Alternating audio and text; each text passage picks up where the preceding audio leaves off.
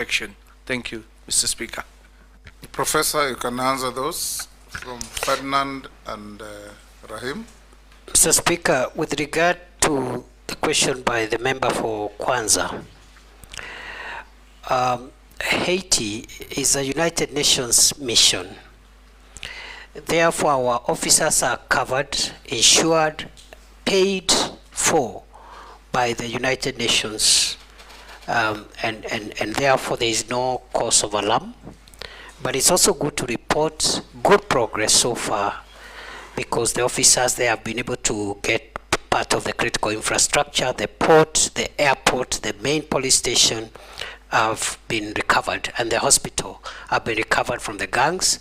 And some of the gang leaders who were taunting us before have even signed for peace and are willing to engage. So they are doing a good job. We are praying for them. We hope there will be no untoward incidents. With regard to the second issue from the member for Kwanza, it is true we disarmed 400 National Police Reservists who were serving in Trans Nzoia.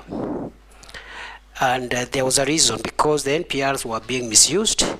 Number two, Trans Nzoia is fairly peaceful, except along the border, small issues. So we will be vetting and returning on a needs basis a smaller number of NPRs, but the number of 400 NPRs in Trans Nzoia was disproportionate with the challenge that we have in that county compared to other counties that are a little more needy.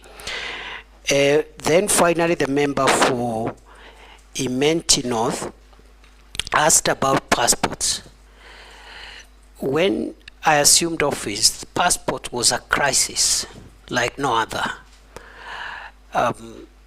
Kenyans were waiting for a year, 6 months, 3 months, 8 months. They were bribing. They had to bribe to get passports. We had no printers, and so forth and so on. Today, we have not only paid the pending bills to the suppliers, we have enough printing equipment for personalization of passports.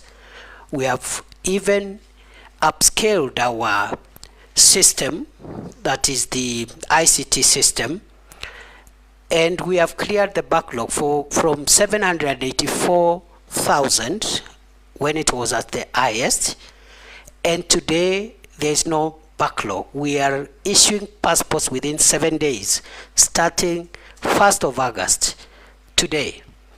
That was our deadline. We complied with that deadline 4 weeks ago, at the beginning of July.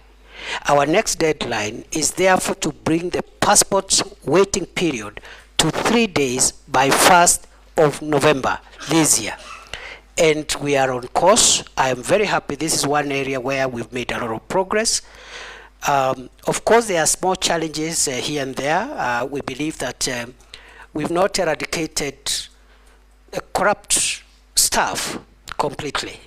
We have a new crop of staff, about 120, but we are not sure that corruption has been eradicated from that directorate, and we are working on that to ensure, we'll be working on that if we are approved, to ensure that we clean up the whole place. With regard to IDs and huduma number and maisha number, the reason for the 10-year limit is because of technology, because unlike the ID that we are used to, the second generation ID we have, the third generation ID is a technology card, and technology keeps on growing old, and therefore that's why we have a 10-year period, and that's why even passports, they normally have a time frame. You cannot have a passport for life. That is the idea. It is not to punish Kenyans. The card has a bit of technology chips,